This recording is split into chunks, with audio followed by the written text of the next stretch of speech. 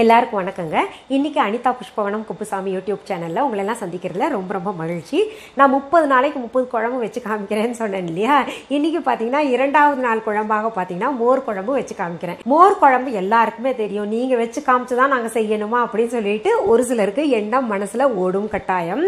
பார்த்தீங்கன்னா இப்போ நீங்கள் செய்கிற மாதிரி நான் செய்ய முடியாது, நான் செய்கிற மாதிரி நீங்கள் செய்ய முடியாது. ஒவ்வொருத்தருக்கும் ஒவ்வொரு ஸ்டைல் இருக்கு இல்லையா? இல்லை நான் செய்கிற மாதிரியே நீங்களும் செய்யலாம். இந்த ஜென்ரேஷனில் இருக்கிற பிள்ளைங்களுக்கு பார்த்தீங்கன்னா சமையல் தெரியாது. காரணம் என்னென்னா அவங்க கற்றுக்க கூடாதுன்னு கிடையாதுங்க. படிப்புன்னு படிப்பில் நேரம் போயிடுது. அப்புறம் அம்மா எல்லாம் என்ன பண்ணுறோம், நம்ம கிச்சனுக்கு வந்தாலே ஐயோ பாவம் குழந்தை எல்லாம் இவ்வளோ கஷ்டப்பட்டு படிச்சுட்டு வராலே கிச்சனில் வேற நிற்க வைக்கணுமான்னு சொல்லிட்டு வெளியில் துரத்தி விடுறோம். கிச்சனுக்கு வராத நீ போன்னு சொல்லிட்டு துரத்தி விடுறோம். அதனால அம்மா வீட்டில் செய்யறதுக்கான வாய்ப்புகள் இல்லை. படிப்பு முடிஞ்ச உடனே பார்த்தீங்கன்னா வேலைக்கு போக ஆரம்பிச்சிடுறாங்க. வேலைக்கு போயிட்டு வந்துட்டோம், அம்மா என்ன சொல்கிறாங்க, டயர்டாக வந்திருக்கும் புள்ள, அதனால செய்ய விடக்கூடாதுன்னு சொல்லிட்டு அப்பவும் தடுத்துடுறோம் நம்ம. அப்புறம் திருமணம் ஆயிடுது. திருமணமாகி போன பின்னாடி அவங்களுக்கு சமையல் ரொம்ப கஷ்டப்படுவாங்க தெரியாமல். அந்த மாதிரி பிள்ளைங்களுக்கு தெரியாதவங்களுக்காக தான் நான் இப்போ செஞ்சு காமிக்கிறேங்க. இன்னைக்கு 2வது நாள் குழம்பாக மோர் குழம்பு ரொம்ப சுவையாக இருக்கும். சரி, அதற்கு தேவையான பொருள்கள் முதல் என்னென்னு பார்த்துடலாம். கெட்டியான தயிர் 1 கப், வெள்ளை பூசணிக்காய் உப்பும் மஞ்சத்தூளும் போட்டு நான் வேக வச்சு வச்சிருக்கேன் பாருங்க. அது 1 கீத்து எடுத்துக்கோங்க. துருவிய தேங்காய் 2 டேபிள் ஸ்பூன், 3 பச்சை மிளகாய், 1 டீஸ்பூன் சீரகம், 1 சிறிய துண்டு இஞ்சி, 1 டீஸ்பூன் துவரம் பருப்பு, 1 டீஸ்பூன் அரிசி ஊற வைத்தது, பெருங்காயத்தூள் 1/4 டீஸ்பூன், கடுகு 1 டீஸ்பூன், உளுத்தம் பருப்பு 1 டீஸ்பூன், மஞ்சள் தூள் 2 சிட்டிகை, காய்ந்த மிளகாய் 2, கறிவேப்பிலை இலைகள் 10, கொத்தமல்லி இலைகள் 1 டீஸ்பூன். முதல்ல என்ன பண்ணணும்னா மிக்சி ஜார் எடுத்துக்கோங்க. அதில் கெட்டி தயிரை போட்டு சும்மா ஒரு ஓட்டு ஓட்டணும், அவ்வளோதான். ஏன்னா அது நல்லா கடைஞ்சிடலாம். மத்தில் போட்டு கடைஞ்சாலும் சரி, இல்லாட்டி மிக்சியில் நான் எல்லாம் பார்த்தீங்கன்னா சுலபமாக செய்யணும்னா மிக்சியில் ஒரு ஓட்டு ஓட்டுனேன்னா எல்லாம் சரிசமமாக எந்த திரியும் இல்லாமல் எந்த கட்டியும் இல்லாமல் சரியாயிடும். அந்த மாதிரி செஞ்சு வச்சுக்கோங்க. இதில் பார்த்தீங்கன்னா அரைக்கிறதுக்கு தேங்காய், சீரகம், பச்சை மிளகாய், இஞ்சி துண்டெல்லாம் போட்டிருந்தேன்ல. ஒரு சிலர் இஞ்சி சேர்க்க மாட்டாங்க, ஒரு சிலர் இஞ்சி சேர்ப்பாங்க. இஞ்சி சேர்த்தா ரொம்ப கூடுதல் டேஸ்ட்டாக இருக்குது. நான் ஒரு பெரிய ஹோட்டலில் சாப்பிடும்போது அது சேர்த்துருந்தாங்க, ரொம்ப சுவையாக இருந்தது. அதனால் அப்போலேருந்து நான் சேர்க்க ஆரம்பிச்சிட்டேன். அந்த இஞ்சி துண்டு எவ்வளோ இருக்கணும்னா ஒரு புளியங்கொட்டை அளவு இருந்தால் போதும்.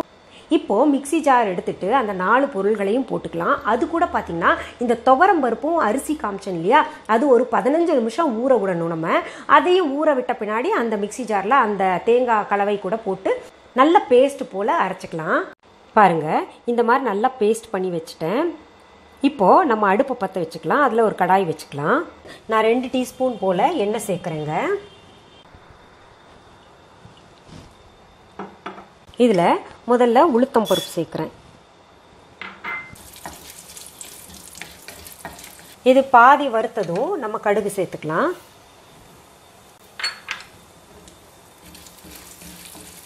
கடுகு வெடிக்கட்டும்.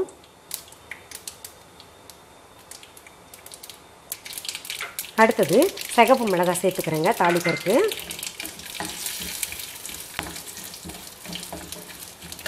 அடுத்தது கறிவேப்பிலை போட்டுக்கலாம்.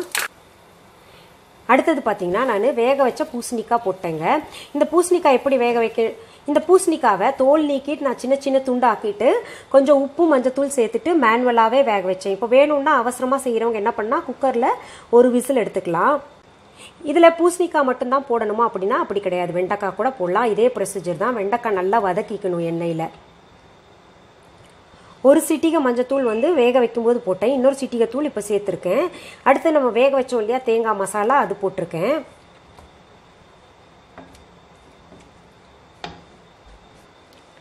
இப்போது இதில் இந்த மசாலா மிக்சியில் இருந்துச்சு இல்லையா, அது ஒட்டி இருந்ததை கழுவிட்டு நான் ஊற்றுறேன். இதில் இது ரொம்ப தண்ணியாகாமல் பார்த்துக்கணும். இதில் நம்ம தயிர் விட்ட பின்னாடி கொதிக்க விடக்கூடாது. அதனால் பார்த்தீங்கன்னா இப்போ கொதிக்கிறது தான் நமக்கு.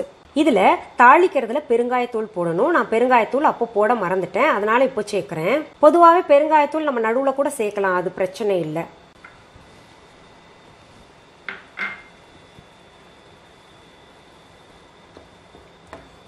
அடுத்தது தேவையான அளவு உப்பு சேர்த்துக்கலாம். இந்த அரைச்ச மசாலா இருக்கு இல்லையா, அதுக்கு இருக்கக்கூடிய அந்த பச்சை வாசனை போகணும். அதனால மோர் சேர்க்கறதுக்கு முன்னாடி நல்லா கொதிக்க விட்டுறலாம். அதை அடுத்தது சும்மா வாசனைக்கு கொத்தமல்லி எல்லாம் சேர்க்குறேன். கொத்தமல்லி வந்து ஆப்ஷன் தான், நீங்கள் வேணும்னா சேர்த்துக்கோங்க, இல்லாட்டி வேண்டாம். இப்போது நம்ம அடுப்பு சிம் பண்ணிடணும். இது நல்லா கொதிச்சிருச்சு. என்ன பண்ணணும், இப்போ தயிர் சேர்த்துக்கணும். இது எவ்வளோ கெட்டி வேணும்னு சொல்லிட்டு நீங்கள் தான் முடிவு பண்ணணும். இந்த மோர் குழம்பு செய்யும்போது பார்த்தீங்கன்னா கொஞ்சம் இந்த தயிர் வந்து கொஞ்சம் லைட்டாக புளிச்சிருந்தா ரொம்ப சுவையாக இருக்கும் மோர் குழம்பு. நல்லா வாசனை வருதுங்க. இங்கே செஞ்சு பாருங்கள், அவ்வளோ டேஸ்ட்டாக இருக்கும். இப்போ வேணுங்கிறவங்க, உங்களுக்கு இன்னும் கொஞ்சம் கலர் வேணும்னு நினைக்கிறவங்க மஞ்சத்தூள் சேர்த்துக்கலாம். இது எனக்கு சரியாக இருக்குது. பாருங்கள், பபுள் மாதிரி வருது பார்த்தீங்களா? இன்னும் 4-5 இடத்துல பபுள் மாதிரி வந்தோடனே நம்ம இறக்கிடலாம். அது வந்து நம்ம கொதிக்க விட்டோம்னா பால் திரிஞ்சா எப்படி இருக்குமோ அந்த மாதிரி ஆகிடும். சுவையும் நல்லா இருக்காது. புதுசாக செய்கிறவங்களுக்கு சொல்கிறேன், இது சரியான பக்குவத்தில் செஞ்சுருக்கோமா அப்படின்றது பார்த்தீங்கன்னா இப்படி கலக்கும்போது நமக்கு திரியாக இருக்கக்கூடாது உள்ளர. அப்படி இருந்துச்சுன்னா சரியான பக்குவத்தில் செஞ்சுருக்கோன்னு அர்த்தம். இது ரொம்ப நல்லா சரியான பதத்தில் வந்திருக்கு.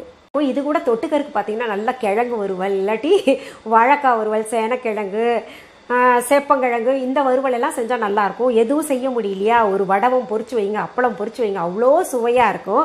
தினமும் நம்ம பருப்பு குழம்பு சாப்பிட்டு போர் அடிக்கும் இல்லையா? அதனால் இந்த மாதிரி வித்தியாசமாக 2ஆம் நாள் குழம்பாக இன்றைக்கி மோர் குழம்பு செஞ்சு காமிச்சிருக்கேன். இப்போ நான் சாப்பிட்டும் பார்த்துட்றேனே, நான் சரியாக செஞ்சுருக்கேனா நான் தானே பார்க்கணும்.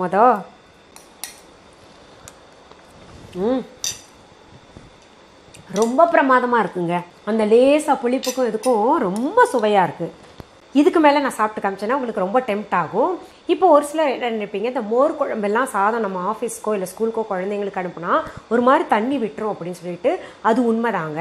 கலந்து நீங்கள் வைக்காதீங்க சாதத்தில். சாதம் தனியாக எடுத்துக்கோங்க, இந்த குழம்பு தனியாக வச்சுக்கோங்க. அங்கே போயிட்டு கலந்து சாப்பிட்டிங்கன்னா ரொம்ப சுவையாக இருக்கும். சரி, இன்னைக்கு நம்ம மோர் குழம்பு பார்த்தோம். 3ஆவது நாளாக என்ன குழம்பு செய்ய போகிறேன்னு சொல்லிட்டு அடுத்த எபிசோட்ல நீங்க பாருங்க. அது வரைக்கும் நன்றி, வணக்கம். அன்பான வாடிக்கையாளர்களே, உங்கள் விஹா ஸ்டோரில் பூஜை பொருட்கள், சிலைகள், ராசிக்கற்கள், வாஸ்து பொருட்கள், விதைகள், பாரம்பரிய அரிசி வகைகள், சிறுதானியங்கள், ஆர்கானிக் பொருட்கள், மூலிகை எண்ணெய், மளிகை பொருட்கள், மரச்செக்கு எண்ணெய், மரப்பொருட்கள், வெள்ளி ஆபரணங்கள், கிஃப்ட் ஆர்டிகல்ஸ், காட்டன் மற்றும் பட்டு புடவைகள், காட்டன் சுடிதார்கள், பட்டு பாவாடை, குழந்தைகளுக்கான விளையாட்டு பொருட்கள், ஹை குவாலிட்டி இமிடேஷன் நகைகள், வீட்டு உபயோக பொருட்கள், ஜூட் பேக்ஸ், ஹேண்ட்மேட் சோப்ஸ், அழகு சாதன பொருட்கள், சிறுதானிய பிஸ்கெட்டுகள், ஹோம் அப்ளையன்சஸ், இன்னும் பற்பல பொருட்கள் விற்பனைக்குள்ளது. விஹா ப்ராடக்ட்களை நீங்கள் வாங்க விரும்பினால் அது எங்களுடைய viha.online வெப்சைட் மற்றும் சென்னை ராஜா அண்ணாமலைபுரத்தில் உள்ள எங்கள் விஹா ஸ்டோரில் மட்டுமே கிடைக்கும் என்பதை தெரிவித்துக் கொள்கிறோம். வேறு எந்த ஆன்லைன் வெப்சைட்களிலும் விஹா ப்ராடக்ட்கள் விற்பனைக்கு கிடையாது என்பதை நீங்கள் கவனத்தில் கொள்ள வேண்டும். எங்கள் விஹா ஸ்டோரின் விலாசத்தை கண்டறிய கூகுள் மேப்ஸில் விஹா ஸ்டோர் என்று டைப் செய்தால் வழியை கண்டறியலாம். www.viha.online வெப்சைட்டிலும் விஹா ஸ்டோரின் அட்ரஸ் உள்ளது.